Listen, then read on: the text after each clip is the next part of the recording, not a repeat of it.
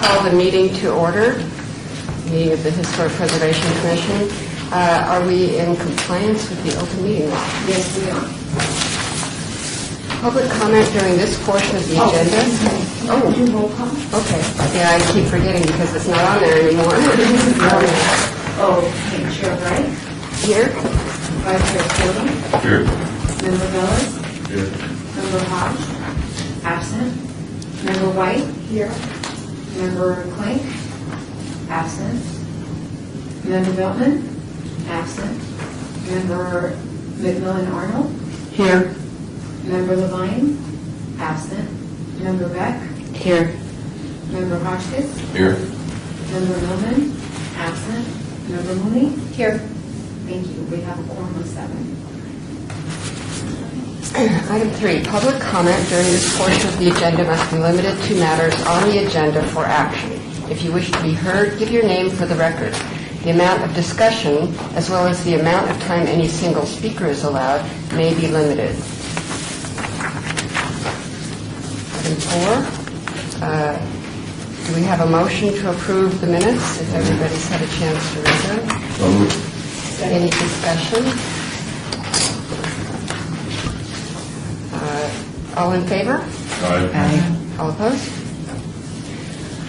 5, for possible action regarding topics for the Historic Preservation Commission newsletter, Historic Connection. Courtney? Staff has attached the newsletter topic outline for your review. Commissioners may recommend alternate or additional ideas for articles, and if any commissioner wishes to write an article, that is also encouraged. The article draft deadline would be September 10th for consideration by the HPC at the September 26, 2012 meeting. I did have, when I sent out an email to interested parties for different articles or ideas or updates on things, a representative of the Paradise Palms neighborhood in Clark County emailed to ask me if we could put a kudos or something in there that they are going to be published in 2 different magazines, which brings up the question of, do we want to add county updates and things like that, so we can. I know that's not part of the item that we would be voting on, but I just wanted to add that to you and let you know that that's there.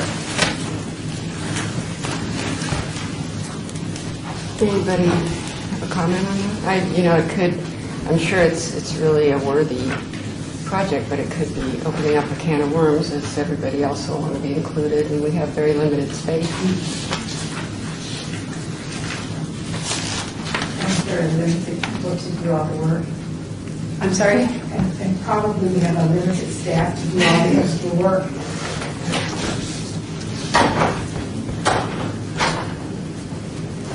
Does this need some guidance from us?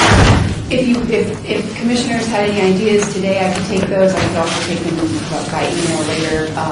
This is just the outline that's normally presented as a discussion starter.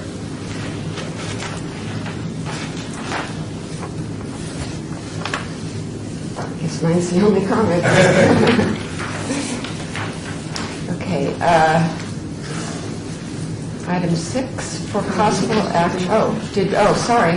We need some action. Do we approve your proposed topics? So moved to approve. Second. Any discussion? All in favor, say aye. Aye. Opposed? Item 6, for possible action regarding revisions to the City of Las Vegas timeline posted on the City of Las Vegas official website. On July 16th, a meeting of the Special Purpose Las Vegas History Timeline Committee was held to discuss revisions to the City of Las Vegas History Timeline as posted on the city's website. The committee reviewed the timeline for accuracy of content, established content criteria, and discussed content criteria and website format. Initially, the goal was to kind of present recommendations at this meeting. However, there were some unresolved items that will continue on, and the subcommittee will be meeting again. Clayton White, Commissioner White, who is the chair of the subcommittee, may want to report additional items today. I don't think there are any additional items to report today. We did start with the recommendations that various commissioners have submitted to the subcommittee, and we started going through those to determine some of the changes that should be made, as well as we went through the timeline, the current timeline, item by item, we suggested some changes to wording or to historical data, or maybe a date was missing and we knew the date, we had a source for the date. And we also talked about linking some of the items to a website or to information so that you could verify that that information is true. We will have another meeting. We have a few challenges with this timeline, but I am sure that at the end of this, it's going to be a product that all of us will be proud of.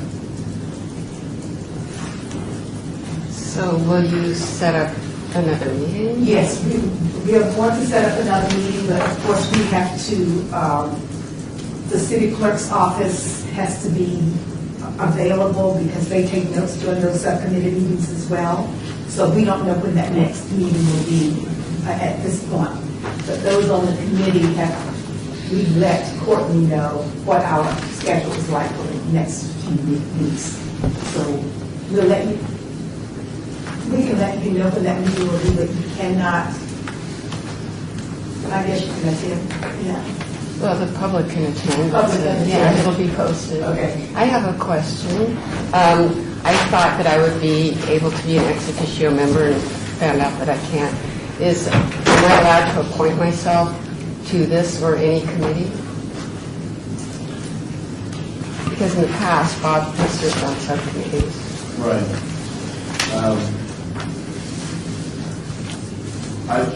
I'm not sure I understand the context of the question. I mean, Well, this- did somebody tell you that you couldn't be a member of this committee? And now you're asking if you can? Well, I was told to clarify with you whether I could appoint myself. And then I was told that I can't be an ex officio member. That's not just an automatic thing. Jim, at the last HBC meeting, when Chair Wright made the nomination, she did not include herself as part of that committee. So now, Because I she assumed assumed- she would be an ex officio or part of that by default. So Well, the bylaws say that the chair has the authority to appoint committees. The process by which we're appointing committees now is by action of this board. We did that the last time, yes. And so, can you appoint yourself to the committee without board action? That would seem to be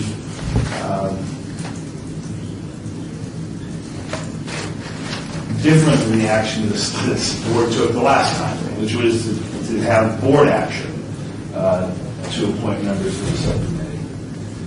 So I think we either have to do one or the other, right? We either have to do what we did in the past, or we do what we decided to do now. This board has decided to do now.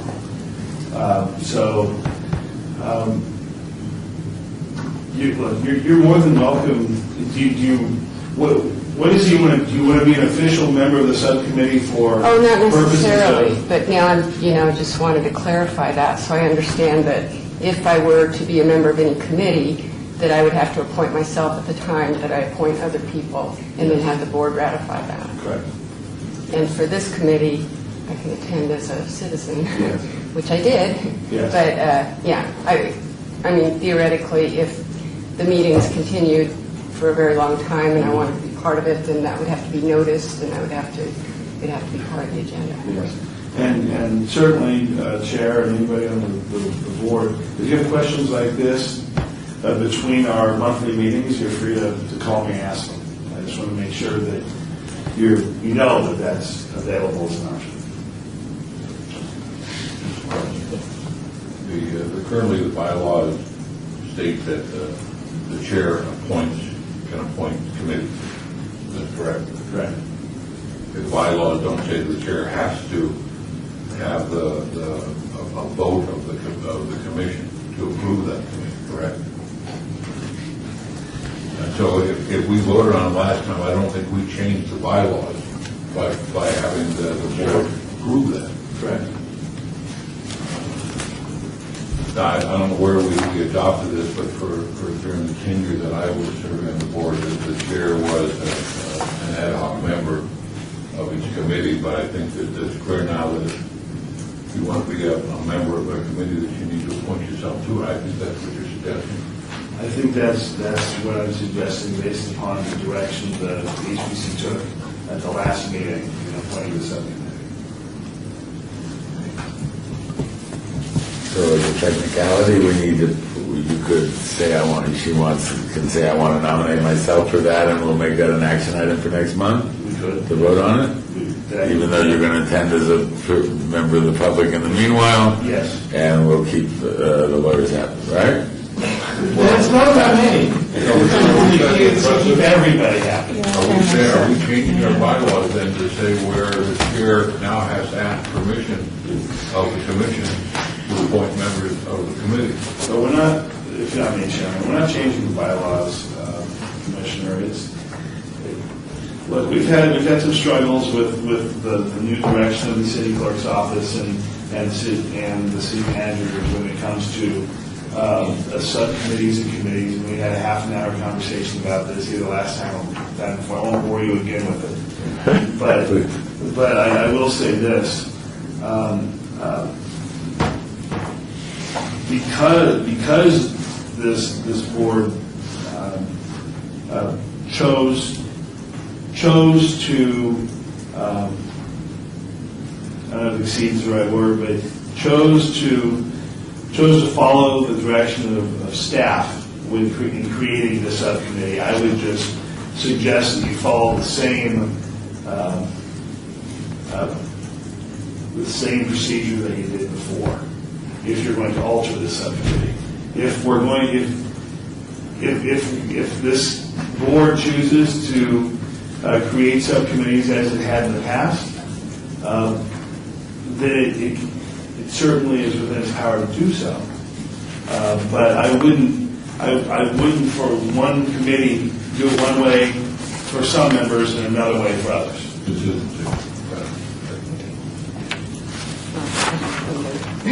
Drag this out, so let's go on to the next item. Number 7, for possible action regarding an application for a certificate of appropriateness to revise an approved shade structure located in the tot lot area of Lorenzo Park, located at 720 Twin Lakes Drive. Chair, we need to make a motion on item 6. You can obey it till the next meeting. I mean, I'm guessing that the subcommittee chair will want to discuss this matter at each next meeting that it comes up. So I think maybe you just generally obey this item 45937 until the subcommittee is done and over and you guys have made a decision. Might we move that to the report section of the agenda rather than an action item? Just have a report from the committee. That's good. They can take action. Well, at some point they know what to take action. Yeah, right. Revisions. But until they're ready to do so. But that might be the next one. Yeah, because I'll leave it up to you. Then. Sorry. All right, so we'd like to have a motion to obey the item. And a second. Second. All in favor? No discussion. All in favor? Aye. Opposed? All right. Now number 7, for possible action regarding application for certificate of appropriateness to revise the approved shade structure located in the tot lot area of Lorenzo Park, located at 720 Twin Lakes Drive. The application submitted by J.W. Zunino on behalf of the City of Las Vegas Department of Public Works includes a request to replace the previously approved multicolored triangular fabric shade structures located in the tot lot area with one 30-foot by 30-foot square shade structure. The Historic Preservation Officer has reviewed the application and has determined that the new construction, the new shade structure is compatible with the existing historic architecture of the Lorenzi Park Historic District. And we have a representative from JW Nino as well as Public Works to answer any questions or provide more information.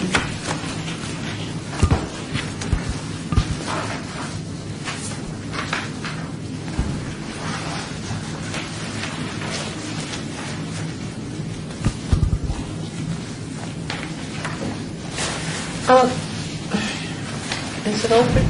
Can I say something?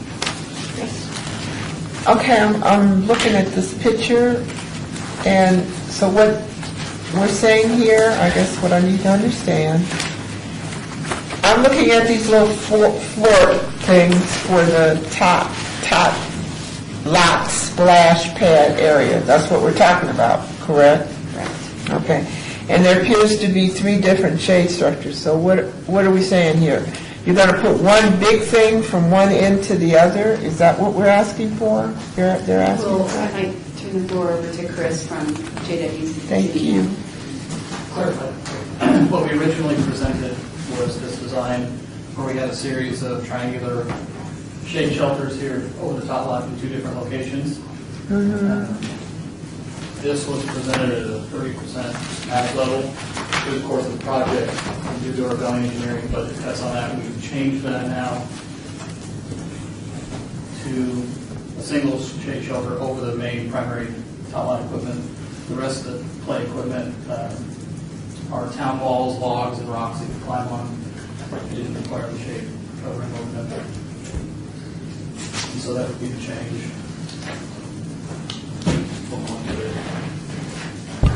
So you're going from one large. We're going from a series of triangular sails to a single rectangular. So these 3 fort areas, the fort areas that you have down there and the fort looking areas that are up here at the top there, they're not going to have those tops on them. These areas are what you're seeing here. Yes. Those are the metal shade structures. Those are remaining. This is fabric. And that's Okay, the here. big one here is fabric, Right, this and one here that's, is fabric, and that is staying. Okay. What we did is we changed from triangular fabric that covered a larger area to a smaller single. okay, so you're going to have 2 fabric sections, is No, what this you, is fabric. okay, These are metal. okay. And the one you told me in the far left there was, This is the fabric one. uh-huh, This is metal, and this is metal. Okay. The middle one here is actually. okay, so that metal one down, that big metal one that I'm looking at They're all here, remaining. they're all of the metal ones are remaining, and you're just adding fabric to that one area We're up actually there. reducing the amount of fabric we were doing before in this previous version. All of these were fabric, and these were metal, Okay, and now these are metal. And this one, this remaining is the fabric. So it's just a reduction of the fabric area. okay. Why use the fabric? Doesn't it get, when whipped and beat up and need replacing sooner rather than later? Traditionally, that's what's done in park top lot areas. They use fabric shade covering over top lot areas. And we maintain that here. We maintain the terracotta color that we were using prior. Isn't that cheaper in the long run to do fabric instead of a permanent fixed metal? I would imagine it would be significantly, the size of the metal structure would be Okay. large and very tall. Okay. Quick question, what was the original purpose for having it over the wider area? What are we losing out of this change? The way it was set up is the other areas over the little town area, and over the rock climbing areas, or the ground boulders, was just to cover as much of the area as we could, and they ended up being additive alternates at the bid time, and they weren't picked up in the bid. Okay, thanks.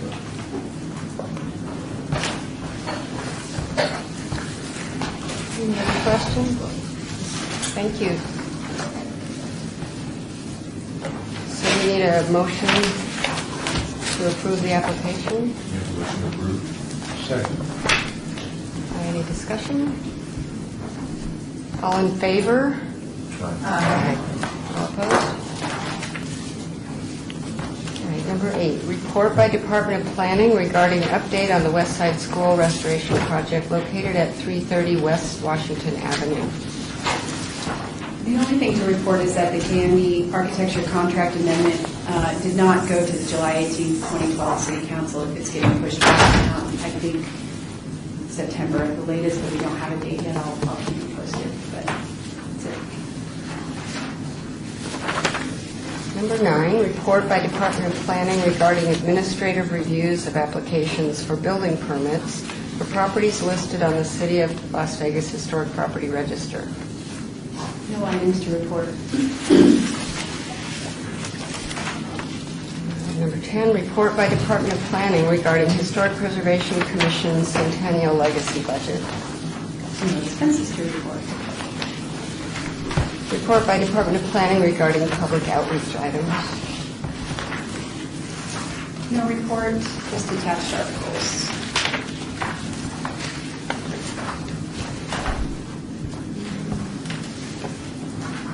Report by Department of Planning regarding project update list. The 2011 Historic Preservation Fund grant is complete, and the CDs that you have before you are the final copy of the entire report.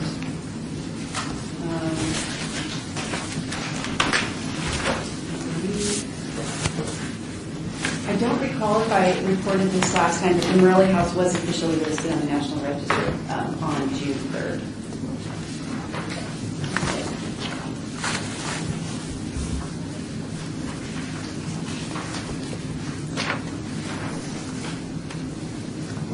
Item 13, report by Department of Planning regarding downtown project list. I have one correction to the downtown project list. Project 40 has actually become Project 60. This was the shipping container development proposed by the Downtown Projects Group, which is the development arm of Zappos.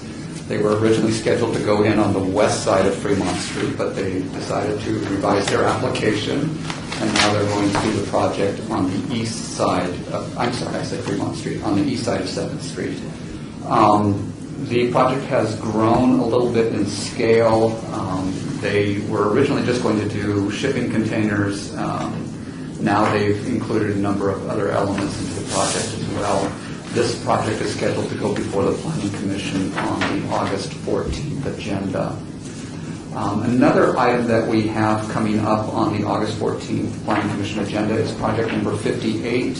This is a proposed tavern establishment at the corner of 6th and Fremont. And I don't know if there's anything else about that one. Also in the newspaper, there were 2 articles about restaurants coming to the Fremont East District, one on 6th Street, another one, I believe, on 7th Street. We haven't formally received applications for those restaurants yet, so they're still in the planning stages, but once we receive an application, we'll go ahead and include those on the downtown project. So things continue to happen. Where is the Zappos project? 7th and on West? 7th, just south of Fremont Street, so it's... Where they tore down the Aztec. Yeah, the former Motel 6 and the Aztec before that. So that's the site they're going to be locating this project on. Any citizens attending? I have an item for this. I got a call this morning from Verity Taberti from the J.A. Taberti Construction Company. They've gotten the bid to move the railroad cottages from their temporary location at the Springs Preserve to what's going to be their permanent locations. And they're looking for any background information on the original move from 2006. And also they're looking to try to figure out that 2 of the houses were not reassembled but were kept as parts houses, like you would part out a car, is their understanding. The original company that did the move in 2006 was Bland Ford, Inc., and they seem to have disappeared off of the face of the earth. They can't find them or the owners or anybody anywhere. And they're wondering if anybody here at the Historic Preservation Commission or anybody that I know has any information whatsoever related to the railroad cottages that are at Springs Preserve. My understanding is that they weren't brought over to park, but they're going to be a fundamental part of the Springs Preserve for home. They're different. My understanding, they're different style houses, 3 or 4 bedroom houses. I do believe that they're only going to fully restore the interior of one of the houses.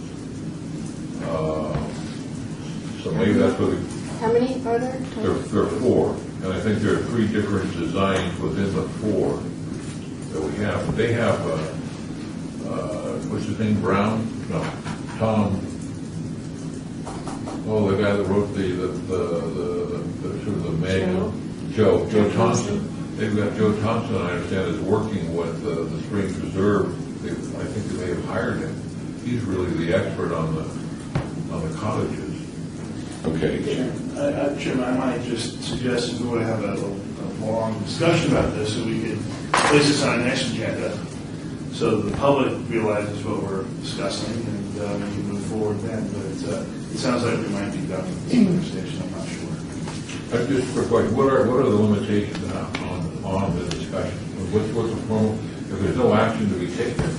Well, we don't have an agenda item at all. If we had an agenda item to discuss these items, we could. It sounded, we are at public comment, so maybe he was making a public comment. Maybe instead of being a commissioner, he's making a public comment. No, I was, she didn't get here, she said she would try, I said I would bring it up in the public comment section. Perfect. Okay? And I know you and I have this issue every time, and you think I'm trying to be a real pain about it. I'm not. I just, if we apply the open meeting law to one commission, we have to apply it to all. And so, as I've said in 3 meetings now, if we're going to deliberate or take action, let's discuss or decide. We have to let the public know we're discussing and deciding. So I didn't cut you off. You guys we talked, and finally I just mentioned if we want to do some more in-depth discussion, if people want to come back, we could agendize it and you could have those conversations. Or would it be out of bounds to suggest that somebody looking for information like this might call our historic preservation officer, Perfect and idea. then maybe she can help find the information? Yep. Okay. Chair, I do have a question. I see the item 14, it says public comment. Yes. Correct? And in the past, and I know I was at another city meeting, and there was a request by a member of the board, Councilman Kaufman, that an item be listed also where there could be a board request to have certain items on the agenda. There's no place on this agenda where the board can recommend things be put on the agenda for the next time. Yeah, I personally don't have a problem with that item being on your agenda. It's something that was taken off the agenda by the city clerk, the officer agenda by the city clerk. So I really need to find out why she did that.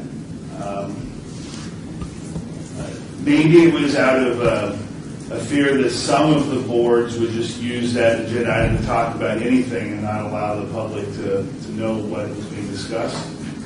Again, I don't have an issue really at all with a board matters agenda item, as long as the board understands it's to provide direction to the historic preservation officer as to what we would find on a future agenda.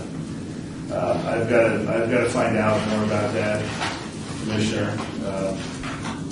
I don't know where it went. I know it used to be on the agenda, now it's gone. So I don't have an answer to that. Maybe Flynn does, maybe, or Courtney I does. don't remember it being on this agenda. Yeah. Would it be allowed in the course of the meeting? Well, that's what I mean. To then say, can we have this on the agenda next month?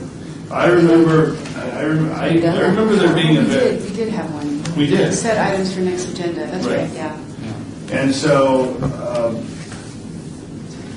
why don't you can direct the historic preservation officer to put something like that on the agenda, and then between now and then, the HPO and I will find out why it was removed from the agenda. And if there's a legal reason why it was removed, then I'll let you know. And if there's not, then it'll stay, and that's the way it'll be. Okay, so I'd like to make that request, Ms. Moody, if we can have that restored. Member Mooney. That's for the record. And if that's not able to be restored, it's where the board would be able to ask for items to be placed on the agenda. At what point in the agenda would we be allowed to legally do that if this thing can't be put back on? Or could Well, it be? the board's out of circular, nothing is. Sounds like an administrative from our. Yeah. When we need an item to allow us to put things on the agenda, but there's no agenda item to place this agenda, that's the circular crazy. What'll happen with our with the city council or with planning commission, occasionally you'll have members calling the executive director of that board. There's maybe, the chairman of those boards is authorized to request staff to put things on agendas. So many times you'll see whoever is in that executive director role getting calls from the chairman to place things on these agendas. I know, the city manager does that for city council, and the planning director does that for the planning commission. Good, I'll call Betsy then. Well, no, that's not what I said. No. No, you got to call her. Well, we've done that in the past, though. I mean, we've sent requests to Courtney, and usually I would copy Bob, or I would send it to Bob and with a copy to Courtney or whatever. Good old days to come back. Okay, so are we, I guess today must be a bad day for me because I'm not keeping up. So you are then going to set an item for the board to set agenda items? No. She's going to put something she's going to have on the agenda next time, the same thing we used to have on the agenda, and then she and I will find out, the three of us will find out why it was taken off. And we will explain to you next time whether we can or not. Yeah, or why it was taken off or wasn't. Okay. If I knew the question before this meeting, I would have gone and gotten the answer. I just got the answer. Please don't be frustrated with us.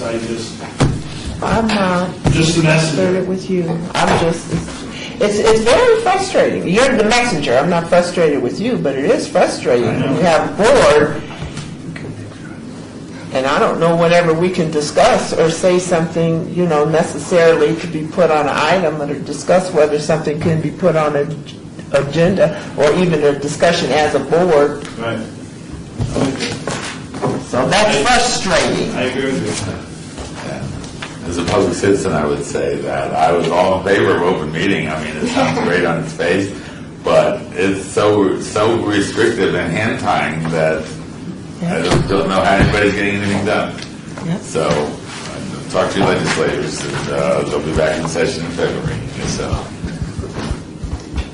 They don't have all the rules to follow either. they don't have to follow their own rules. Do they ever? If There- there's nothing else, Motion to adjourn. Second. we're adjourned.